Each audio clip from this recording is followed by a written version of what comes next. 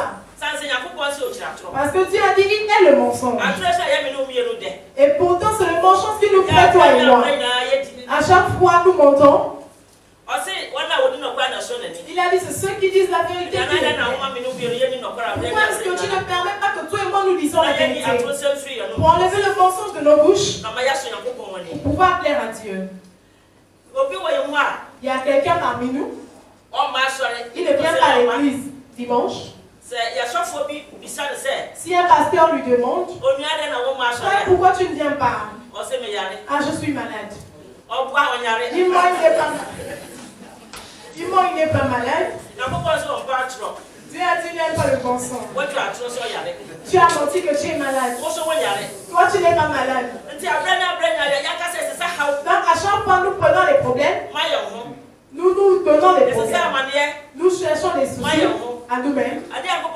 Ce que Dieu a dit est, chaque fois, c'est ce que nous faisons. Comment est-ce que tu vas avoir une réponse à telle prière? Le mensonge, c'est quelque chose de très meurtrier. Cela a gaspillé plusieurs mariages. Cela a gaspillé plusieurs travails. Cela a mené plusieurs dans la mort. Cela a mené plusieurs en prison. Et d'autres même qui sont morts en prison. À cause du mensonge qui sort de nos bouches. Ce soir, Dieu nous conseille d'enlever des mensonges de nos bouches. Ceux qui disent la vérité, c'est eux qui les plaignent. Et si nous avons décidé d'être chrétiens, alors enlevons le mensonge de nos bouches. À chaque fois, le mensonge c'est quelque chose que si nous allons parler de cela, à cause du temps, tout le monde sait que le mensonge c'est quelque chose de peur, qui fait peur. Alors enlevons les mensonges de nos bouches. Et que toutes nos choses, nos paroles soient vérité, vérité à tout moment. Pour pouvoir plaire à Dieu. Et nous prions, nous faisons des jeûnes, et nous venons à l'église à chaque fois, que nos prières atteignent les cieux, et que nous soyons en paix. Le mensonge. C'est quelqu'un qui emmène les gens dans la pauvreté. À chaque fois, nous sommes appauvris. Parce que Dieu a dit, dans ce soir, toi et moi, enlevons les mensonges de nos bouches. Que Dieu puisse nous bénir. Au nom du Père, du Fils et du Saint-Esprit. Amen.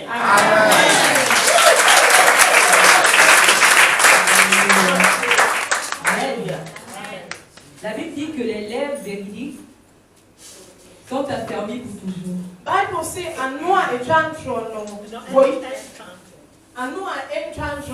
mais la langue mensongère ne subsiste qu'un instant.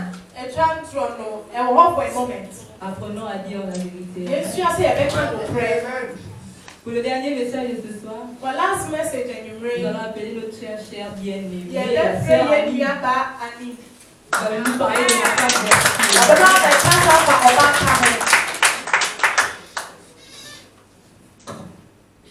Alléluia. Amen. Amen. Bonsoir tout le monde. Bonsoir. Je bénis l'Éternel ce soir pour ce privilège qu'il m'accorde de me placer devant vous afin de parler de sa part. Nous le bénissons tous également pour les 4 ans qu'il accorde à l'Église. Ce qui est sûr, c'est que je n'y étais pas depuis longtemps. Mais je le bénis parce que j'y suis. Et je sais qu'il continue à marcher avec nous. Car lui était sa grâce, on n'allait pas être encore en ce jour. Car je connais beaucoup d'églises qui ont ouvert et qui ont fermé. Mais l'Éternel nous a fait grâce. Amen. Amen. Ce soir, nous voulons parler d'un thème qui est la femme vertueuse. Bien-aimés, après 4 ans, nous devons maintenant manger de la vraie nourriture. La nourriture solide. En tant que femme, dans l'église, nous avons besoin de grandir. Parce que lorsque la femme s'élève, lorsque la femme décide de faire quelque chose, bien-aimé, que ce soit dans son foyer, dans son lieu de travail, la femme a une grande responsabilité. Et lorsqu'elle décide d'agir, c'est toujours une victoire. Alléluia. Et pour cela, nous voulons le découvrir dans le livre de Proverbes chapitre 31. Nous allons lire à partir du verset 10 jusqu'au verset 30. Proverbe 31, verset 10 à 13. Qui peut trouver une femme vertueuse? Elle a plus de valeur que les perles. Le cœur de son mari a confiance en elle, et les produits ne lui feront pas défaut. Elle lui fait du bien et non du mal tous les jours de sa vie. Elle se procure de la laine et du lin et travaille d'une main joyeuse. Elle est comme un navire marchand, elle amène son pain de loin. Elle se lève lorsqu'il est encore nuit, et elle donne la nourriture à sa maison et la tâche à ses servantes. Elle pense à un champ et elle l'acquiert. Du fruit de son travail, elle plante une vigne. Elle serre de force ses reins et elle affermit ses bras. Elle sent que ce qu'elle gagne est bon. Sa langue ne s'éteint point pendant la nuit. Elle met la main à la quenouille et ses doigts tiennent le fuseau. Elle tend la main aux malheureux, elle tend la main à l'indigent. Elle ne craint pas la neige pour sa maison, car toute sa maison est vêtue de cramoisi. Elle se fait des couvertures, elle a des vêtements de fin lin et de pourpre. Son mari est considéré aux portes lorsqu'il siège avec les anciens du pays. Elle fait des chemises et les vend, et elle livre des ceintures aux marchands. Elle est revêtue de force et de gloire, et elle se rit de l'avenir. Elle ouvre la bouche avec sagesse, et des instructions aimables sortent sur la langue. Elle veille sur ce qui se passe dans sa maison, et elle ne mange pas le pain de paresse. Ses fils se lèvent et la disent heureuse. Son mari se lève et lui donne des louanges. Plusieurs filles ont une conduite vertueuse, mais toi, tu les surpasses toutes. La grâce est trompeuse et la bonté est vaine. La femme qui craint l'Éternel est celle qui sera louée. Récompensez-la du fruit de son travail et qu'au porte ses œuvres. Amen. Amen. C'est jusqu'au verset 30. Amen. Nous avons tous écouté la lecture. La question est posée dans le verset 10. Qui peut trouver une femme vertueuse?